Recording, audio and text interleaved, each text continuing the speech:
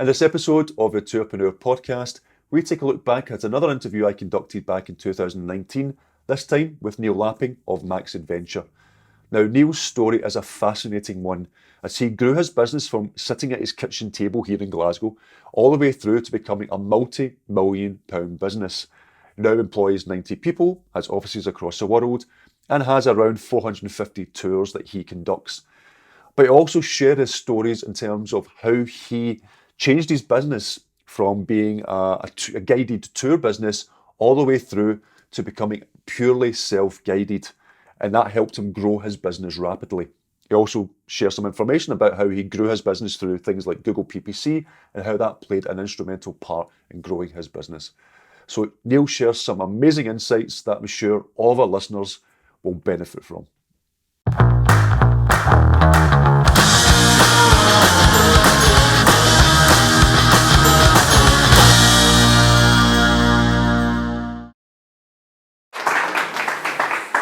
Are we? I'm good. Before you think I'm a reprobate, it's non-alcoholic beer. So it's like drinking water, just with more calories. But you supplied the beer, and it's in your offices. I think it's allowed. Is that right? Yeah, it's allowed. So no, thank you very much for doing this. I really do appreciate it. I've known Neil for 10 years. Probably, I think we're one of our very first clients. I think when you came into a tiny little room that we had. You and Tom you were like in the top floor of some chambers, which is like hot as hell in summer. Yeah. And there were the two of you like sitting opposite each other, and I think it was like me and my dog who came in to kind of, you were the first professionally built website. Before that, one of my intros when I kind of induct new employees is showing like way back when, and oh my God, I mean the first website was just beyond belief bad. It was built at my I keep getting these talks called from the kitchen table. I lived in a one bedroom flat in Scotstoun. If anyone knows one bedroom flats in Scotstoun, there's not space for a kitchen table. There was I was so poor at the time, I didn't even have a car. And so I'd been to IKEA on the bus to buy a desk. Okay, so it was fine on the way there, and you had to change in Partick at the station, and it was fine. But on the way home, it had loading. I got a certain look from the bus driver, getting on the bus outside IKEA, you know where Dobie's is now, and leveraging this desk back on the IKEA. I think I'm sure it happens, but changing for someone who just arrived in Glasgow, changing buses in Partick at Partick subway station was an interesting experience. So yeah, it was good, and built my own website, and then you guys, I can't remember, maybe 3 or 4 years in. Mm-hmm. So it's probably longer, about 10 years, probably a bit longer. So I don't know, how long have you been in business? 11 years, so it's around about that sort of time. Yeah. 2 weeks after you started. 2 weeks after we started, quite much, yeah. And to be honest, Neil was the one that got us into tourism, so I have to thank you for that, so there we go. So no, I appreciate you doing this. So my first question is literally going to be, what was the catalyst for starting Max Adventure? What got you into this industry in the first place? You want the long or the short answer? We've got 30 minutes. So we've got 30 minutes? Oh, bloody hell. Not for that one question, man. So it was all carefully planned. It was like me and Elon Musk. I woke up and I was like, I'm going to go and take people around trips in Scotland. It was total coincidence. So as you can hear from my broad Glasgow accent, I grew up just across the road in this lovely place called Cape Town, South Africa. And I studied business in Cape Town, and let's just say that I spent far more time on Clifton Fourth Beach than I did anywhere near a lecture theatre. Surprise, surprise, Morgan Stanley weren't lining up to give me a job when I finished. And I ended up in London. Long story short, mother bought me a one-way ticket to London and said, bugger off. And so I turned up in London, and I lasted 3 months as an assistant accountant, and almost shot myself. I still, every time I go near the photocopiers, I get slightly scared, and I break out in a sweat. And I saw this job advertised as a sailing instructor in the Mediterranean, and I thought, I can do that. Never taught anyone to sail in my life. Had done a lot of sailing, and I blagged it. I bought a book, and taught myself how to sail dinghies again, and that's pretty much the story of Max Adventure, is blagging it. But anyway, I did 4 years of working for a UK tour operator called Mark Warner. They run summer beach holidays for families and winter ski trips, and used to go back to Cape Town to go windsurfing and kite surfing in the winters, and then back to a succession of horrible jobs. And yeah, I did that for 4 years, and eventually I decided I was too old for it. I don't know why, but I think my liver was giving up at the age of 27, and I ended up, and then I got snared by a Scottish woman who dragged me back to Ullapool and said, come to the Highlands of Scotland, and it'll be lovely. And I turned up in early November in Scotland, and I'd been in Greece for 7 months at that stage. It hadn't rained. Like, I don't think I'd seen a cloud. And we drove up, and I crossed into the Scotland, and it was filled with water, and it was beautiful, and it was turning brown at that time of year, but I was just blown away.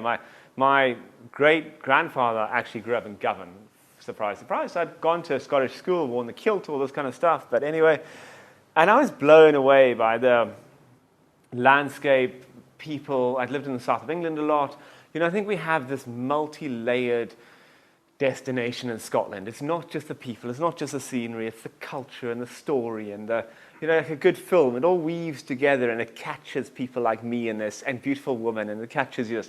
And then suddenly you're like, oh bugger, I live here and it rains all the time. So I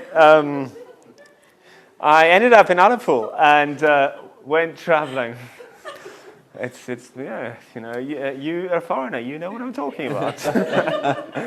And so I ended up in Scotland, did a year's traveling in Australia and New Zealand, went back into Ullapool completely broke. I worked in the Seaforth Inn during the night and the outdoor shop during the day to try and pay back. I think I had like a 10 grand credit card bill at that stage from traveling in Australia and New Zealand.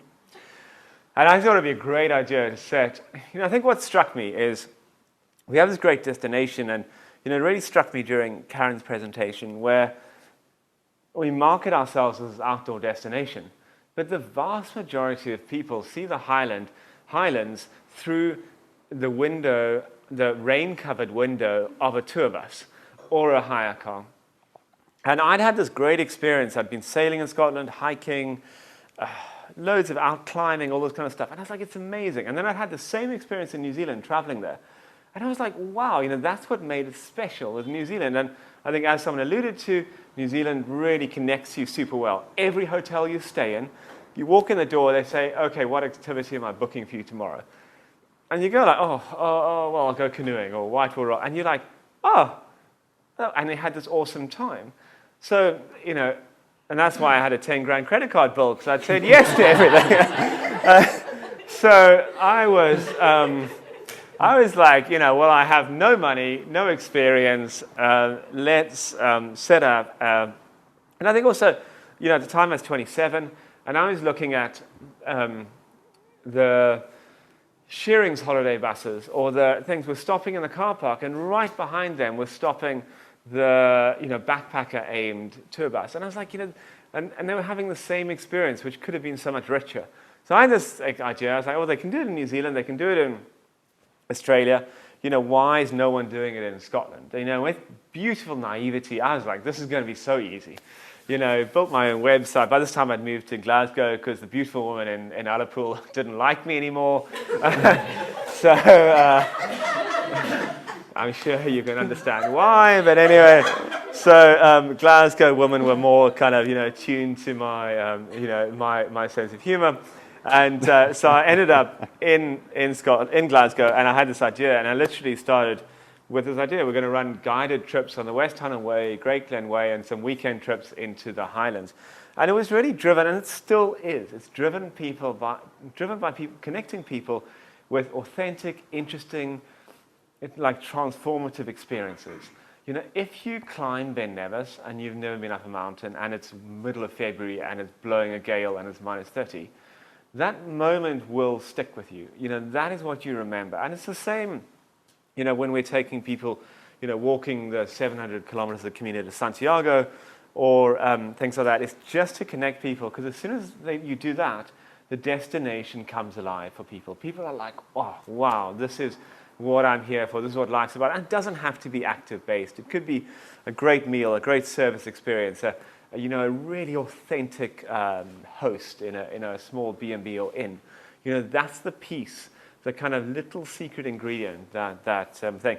And I was, dumb luck. The first trip we did was the West Tunnel Way, which is one of the best walks in the world. So, there was certainly an element of luck. But, that's where the idea came from. And it's very much still a driving thing. So I told you I could talk, Chris. Yeah. I had Alex Bainbridge last time. So as I alluded to earlier, you've grown from behind your little IKEA desk all the way to now in this amazing office. I'm still envious about this office, with employing 90 people, and you've done that in a relatively short space of time in terms of business sort of time. What would you say was the key drivers to that success? Now, what in terms of marketing, what do you think helped to build your business that quickly? It's my personality. You see, that's why I drink non-alcoholic beer. Okay, so in all seriousness, I started my business in 2003 when digital marketing was just coming out. So previously, to get as a tour operator, you needed to publish a brochure, put an ad in the back of the Sunday Times, someone phoned up, you sent them the brochure, massive high infrastructure. And whereas I could come in, buy a copy of Dreamweaver, make a website, and could market to the same people. So we are our growth. So Chris alluded to our growth. To give you an idea in terms of numbers, 6 years ago we were doing 5,000 customers. This year we'll do about 40,000 customers, most of them on 10 days. So that's like 400,000 bed nights a year. To give you an idea of the kind of scale of the business, we have customers from about 50 countries, our main markets being the UK, the States, Germany, Australia, New Zealand, Canada. But lots of things. So at the heart of that kind of rapid growth, wouldn't exist without digital marketing. And I'll stroke your ego, Chris. There was that first website you made for us. You're not in that business anymore, so everyone else has missed that boat. So it's there are kind of a couple of things. To me, digital marketing is quite easy. The first is you've got to get people onto your site. Okay, so how do we do that? And we still spend a vast amount of money on Google AdWords. So that's still our predominant route to market is paid search. And why is paid search so powerful? Because at the exact moment someone stumbles out of the Ben Nevis Inn round the corner with their mates and said, we've got to do something. There's, boys, we've got to do something. They type it into their phone, and they want, let's do the West Tunnel Way. It'll be a great idea, fantastic. We're from Glasgow, we'll do it in 4 days, Anyone less than that is a wuss. Right, West Tunnel Way, 4 days. At that exact moment when they're half cut, they've drunk half of, the Brookladder stock of Ben Nevis Inn, we can advertise to them at that exact moment. And that's where still, I can't remember the exact figures right now, I don't deal with it anymore, but a vast amount of our traffic comes from in terms of getting people to our website. And I guess we recently employed an in-house paid search person, and he had never seen an AdWords account older than ours. Okay, who does your paid search in here? So who was your paid search guy? Oh, he's left, okay. But he literally walked in, he's like, I've never seen a paid search history that went back to 2003. So, for anyone building a tourist business, the first is getting people to your site. So paid search is still our predominant thing.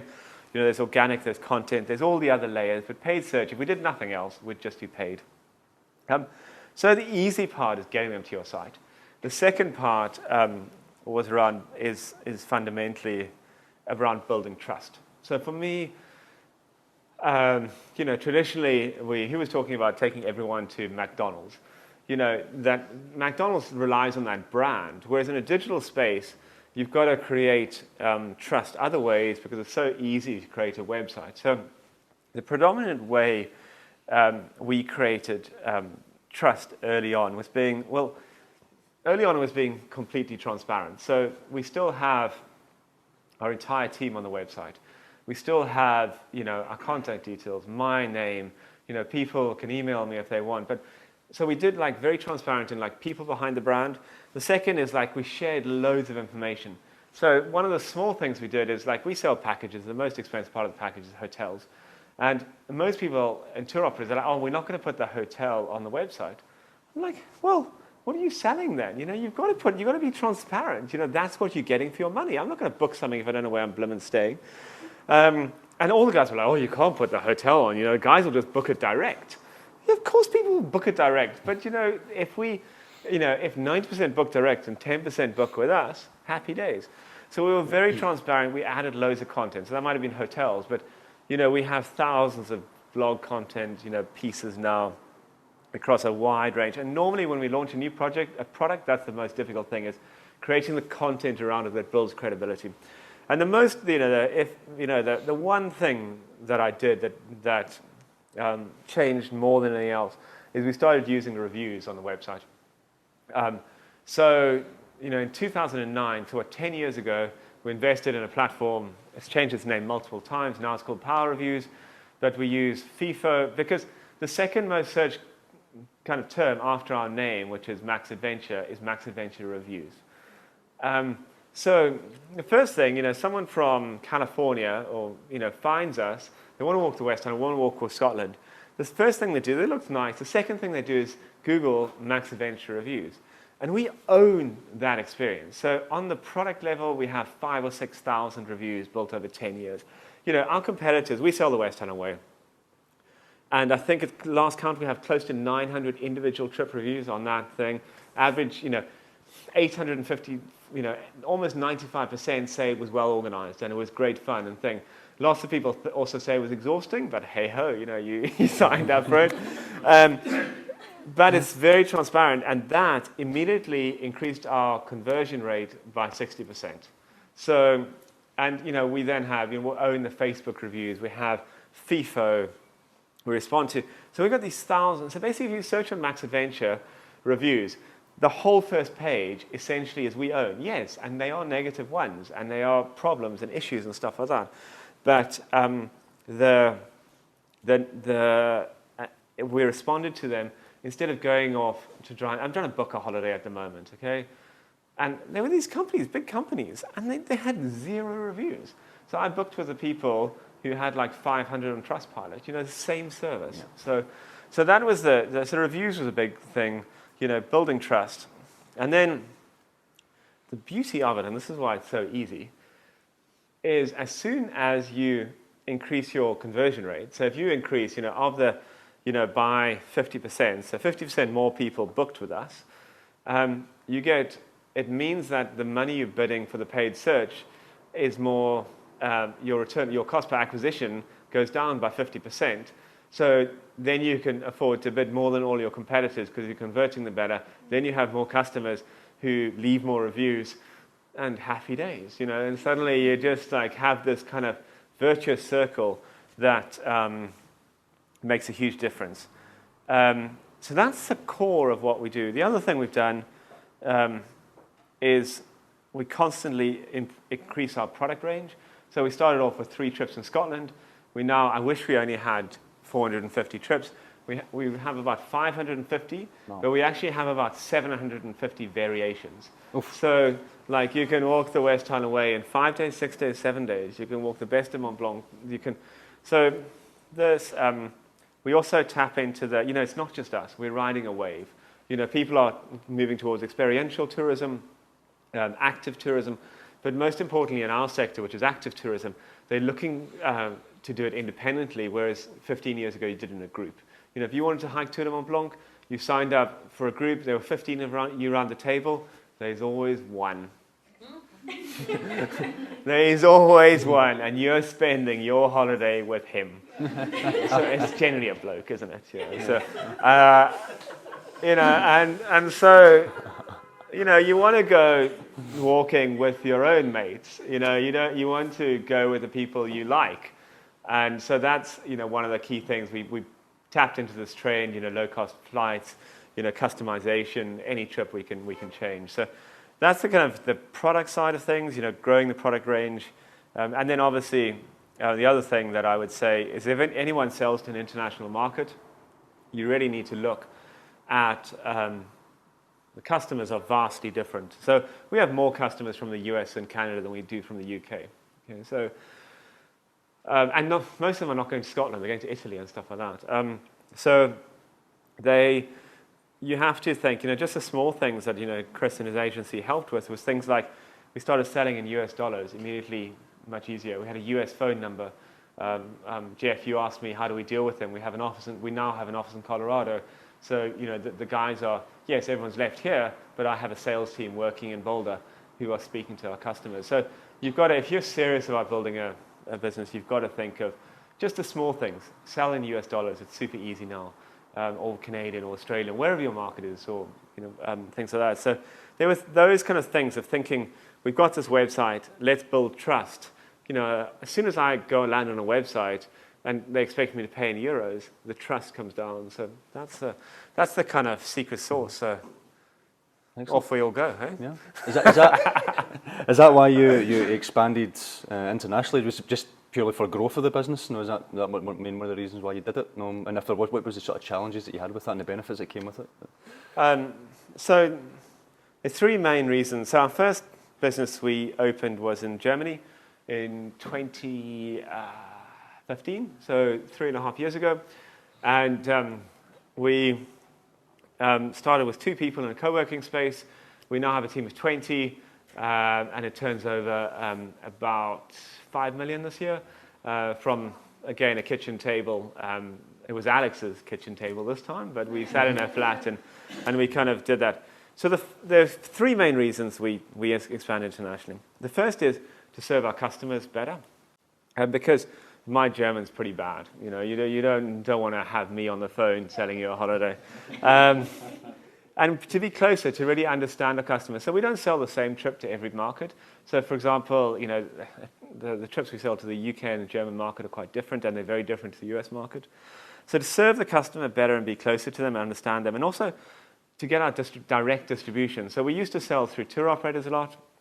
The problem is, we'd have these like 150 trips in Scotland, and we'd have a tour operator in Germany, and they'd say, oh, we'll take 2. And I was like, we've got these other, 20 great trips. No, we'll take 2. And that we couldn't, so we couldn't get any more penetration. They were sending us some business. So it's increased distribution. And then also to think about, to control our supply chain. So our business in Germany develops and builds a lot of our trips and operates a lot of our trips in Germany, Austria, that part of the world. So instead of having to, we do book a lot in France and stuff like that from here, but instead of having to kind of book through an agent, you add another layer of cost. So we develop and own our own IP and product. So be close to the customer thing, and it's a natural hedge from the business because German sales are doing fine now, so that's good. Things like the US customers, we work on much better margins for US customers than we do for UK customers, and there's less risk. Sometimes when the UK does badly, the US does really well, and things. So it was kind of to de-risk the business a bit, and and also I'm a sucker for punishment. I'd forgotten. After I started the German business 12 years after I started Max, and I'm sure some of you have recently started businesses, and Jesus, it's hard work. I mean, it's just like, yes, it's like, it is such hard work. Even if you've done it before and stuff like that, it's like every little detail of literally just finding space, or, the tax stuff and all the admin, and you kind of forget how hard it is. But it's also, to be honest, when Max stops growing and it's just like doing the same thing, I'll just be on my yacht in the Caribbean. I have no interest in sitting there and going okay, can we squeeze another 1% out of that, or 1% out of that? To me, what's interesting is starting and growing businesses, building teams. It's really, it gives me a huge amount of satisfaction, when I walk into a, team in Colorado that didn't exist 18 months ago, and now they're 20 people who are full of beans, have funny names, have beards, wear baseball caps the whole time, So it's so I'm okay, I'm learning again, and I start slipping up and start things like, I'm just reaching out to you, Chris, and my wife goes what? Don't speak to me like that. But, so I think it's that's what I really enjoy, is starting and growing businesses. When that stops, as I say, book me the flight to Antigua. So it's a lot like having kids. You have the first one, and a couple of months later, you think that wasn't that bad, and then you have the next one, you go, why the hell did I do that? So it's good that you do the international side of things, and that's going to bring me on to my next question. And I don't want to use the B word it's going about just now, but with the current political climate, is that going to affect your business in any? Do you see any sort of blockages in terms of how the businesses that are doing on the business? Yeah, in the last 2 months, it's cost us 1.5 million quid of sales. Wow! In 2 months, that's wow. We were up 30% year on year to the end of the last 4 months of the last 4 months of 2018. We were up 30% year on year, no problem. The first week of January is fantastic. Then Teresa, and her mates started playing games, and like there was that big Commons defeat. Suddenly it was uncertain. The Americans also started having their government shutdown, and it just like bookings just went and just like went back to last year. So we're flat on what we were last year. We were the same. February started off really good as everything went quiet. But like there's a travel story every single day in the paper. Every single day. I mean, on the plus side for you guys who only work in Scotland, it's a pretty good time. Scottish bookings and UK bookings are pretty strong. We're still seeing like really strong, like say Germany into Scotland. The US is trading well because they're predominantly going into Europe and the UK. They're not that worried about it, either way. But it's Brits going to Europe. It's just like, we literally have emails every day saying, I'm not booking this until I know some clarity. Great, it looks fantastic, I won't book it. Yeah. So more people are booking basically in Scotland, maybe. Or just delaying, just buggering around. Because nobody knows what's happening with the flights in case they book something up and then all of a sudden nobody can fly out, that type of thing. Yeah. So it's having, and up until like 6 weeks ago, I was like, it's no worries, not really affecting us. We were like showing the consistent growth curve, and then suddenly, as it kind of dawned,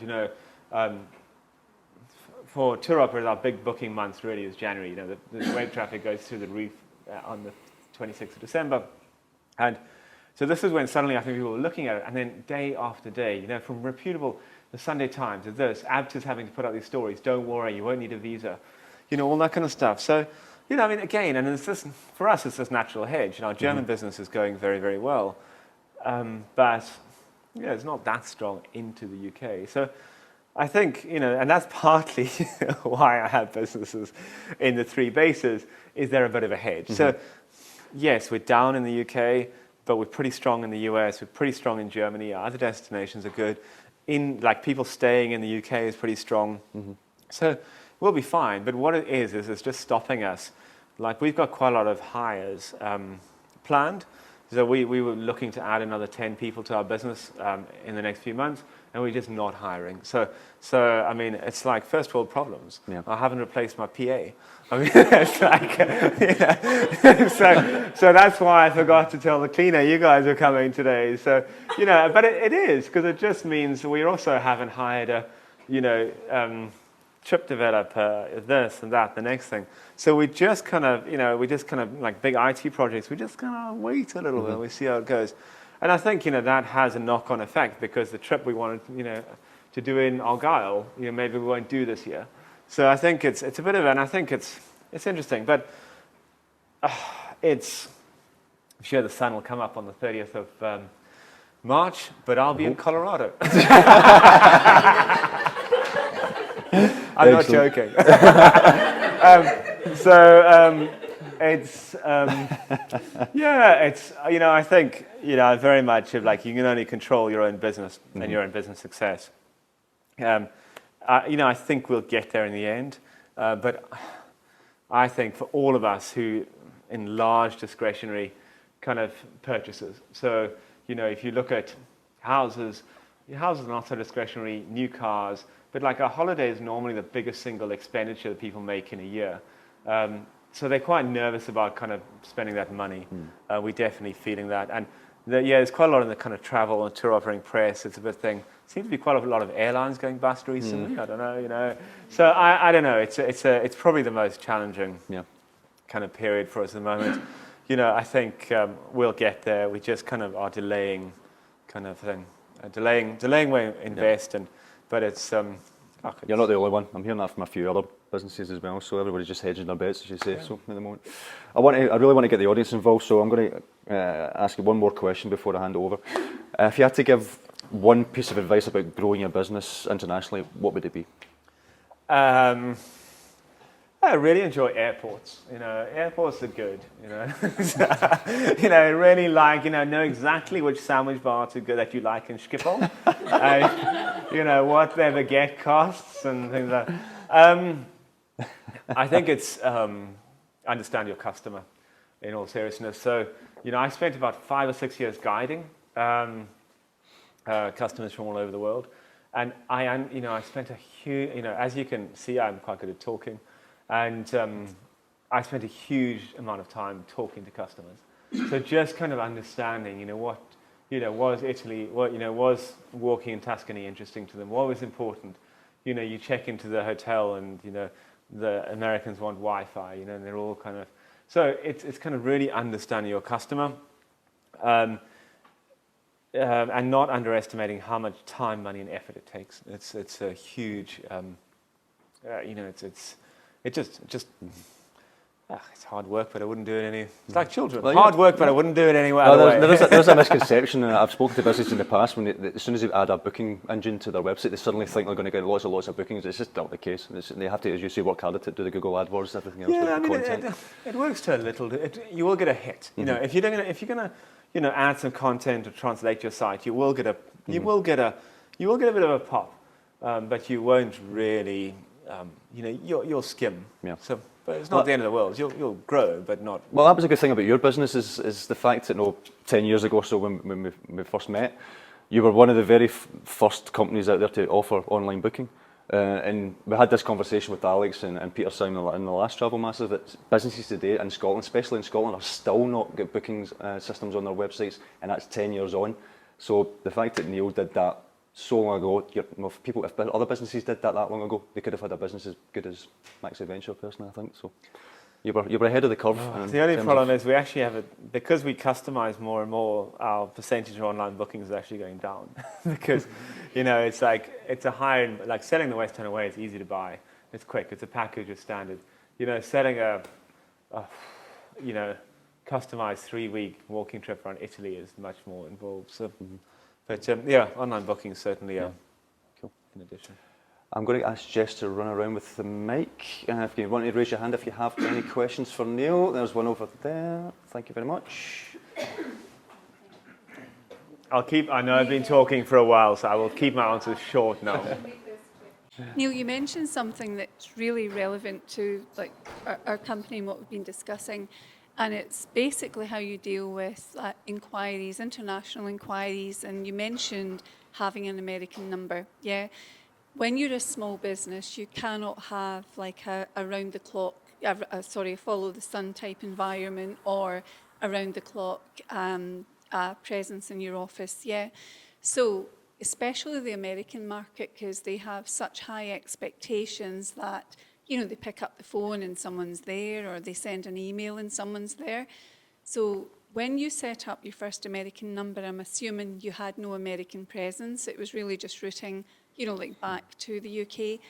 How did you handle those inquiries, whether they were calls or whether they were email? Obviously emails are fine. We can all put, an announcement. But in terms of your calls, how did you manage that expectation from an international client that you couldn't fulfill at that time? I think it's different.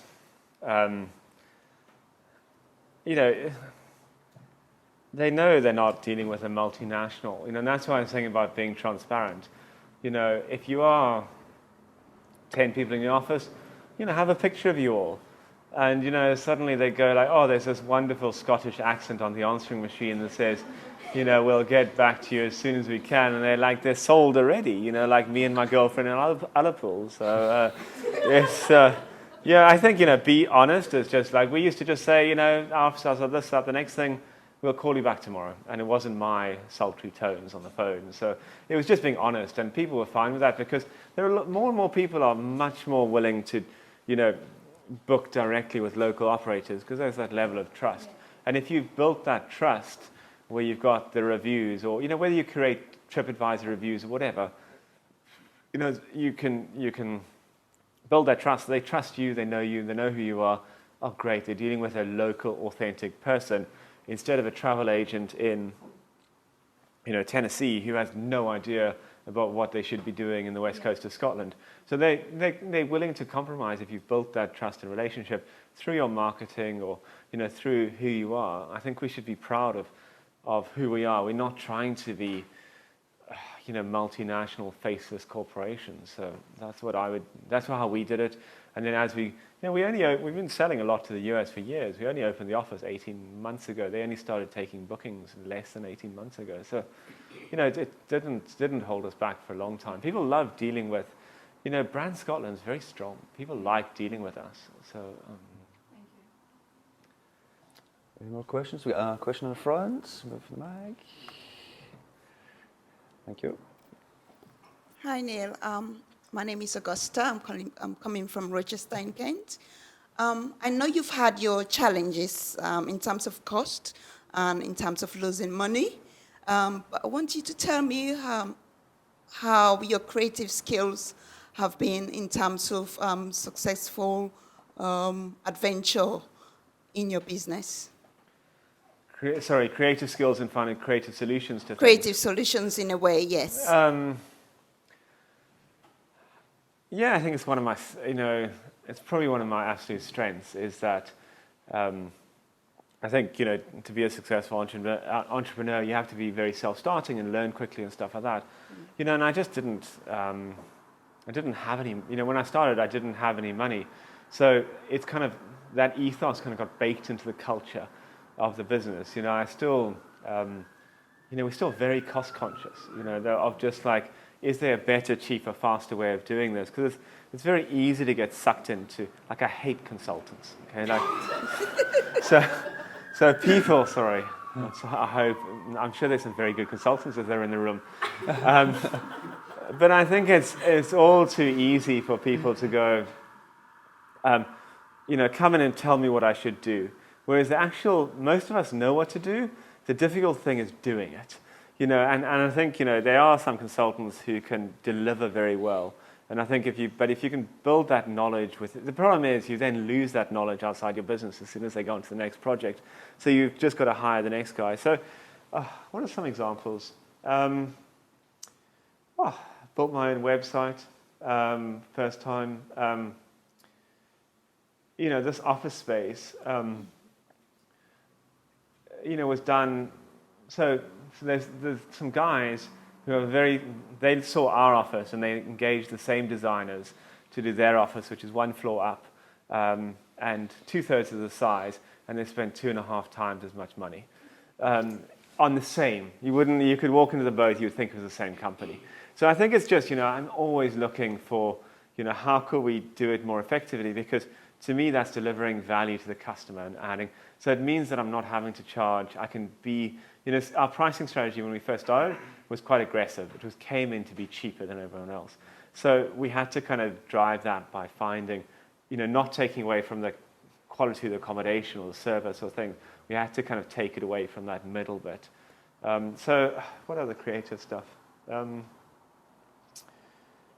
We don't use recruitment consultants. It's just all these little small things. We'd rather build our own section on our website, which is careers-based. So there's a few of the examples, but does that answer your question? Yes, and just one more.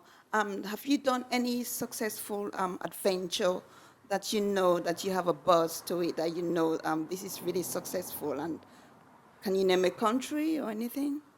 My favorite adventure? Yes. Favorite trip? I've done a lot. You must have a favorite. My favorite trip in the world is probably the Tour de Mont Blanc in the walk around Mont Blanc in France, Switzerland, in Italy. I just think it combines it combines, again, some multi-layered narrative. So you've got these wonderful mountain huts. You've got the kind of mountain life. You've got fantastic scenery. You've got mountain food. You've got the buzz of Chamonix, of everyone going off. You know, I did it with good friends and stuff like that. So, yeah, Tour de Mont Blanc. I also know the top of Ben Nevis very well.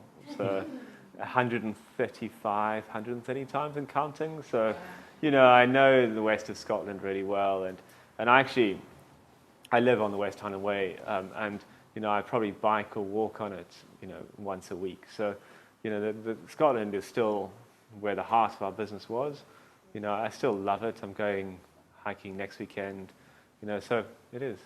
It's good. Thank you very much. No problem. Anyone else got a question? No? Well, thank you so much for your time. I don't know about you guys, but I found that fascinating. I think what you've done over the last 10 years is phenomenal, to be honest, and it's one of the reasons why I asked you to talk. So can everyone please give a thank you to you?